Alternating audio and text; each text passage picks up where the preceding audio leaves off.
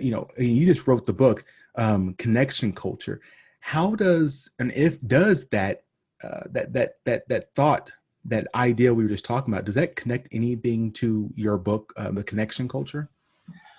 Well, it does, Alex. When you look at, we have a convergence of three factors in the present environment. Number one, before 2020, we were already facing an epidemic of loneliness. The most recent research came out from Cigna.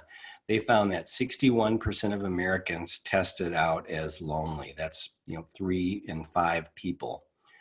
And the consequences of that are that we're just our bodies in that, as we talked about, in processing in the amygdala. But we also won't feel as well when we feel threatened. Our body, we're wired for connection, and when we don't have it, we're more likely to not feel well. The other thing is just the social or physical separation that's required during the pandemic is increasing social isolation.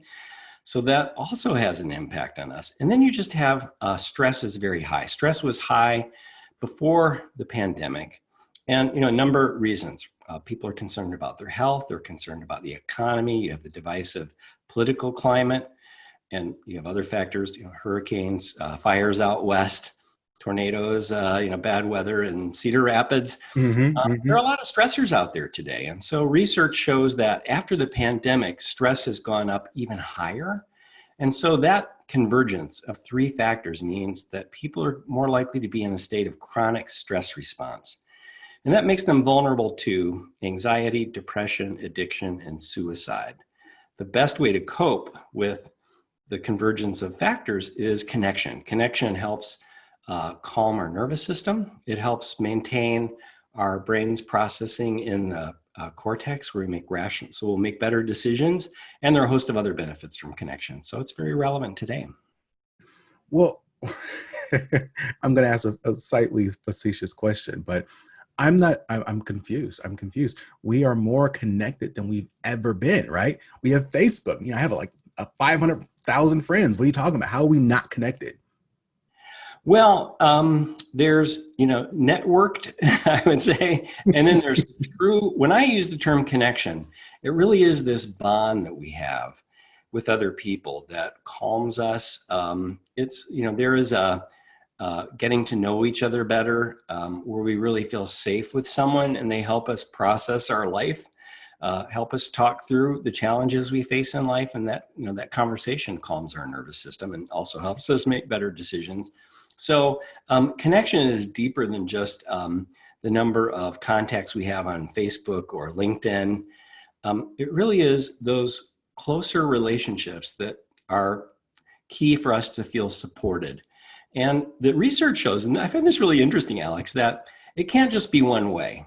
You can't just receive that support. It has to go both ways. And when it goes both ways, where I have your back and you have my back, and I really care about you as a friend, that's when that true connection happens, where we feel safer. And that helps us. We're able to deal with more stress in our lives because the connection is helping ground our body so that we perform better. And we have better emotional and physical health. I'm not sure if this is, from a conversation you and I had, but I think I remember having a conversation on that topic about how maybe we are more comfortable taking risk, or we're more comfortable, in life if we know we have someone who is in our corner. I think I saw something about relationships, even if, it was a Harvard study that was done on, it was like the longest Harvard study ever done to talk about the importance of relationships. And they said, even in those marriages where the husband and wife, argued back and forth, if they both knew that they had each other's back when things got rough, they still lived longer. They still were healthier, even with those bits of arguing.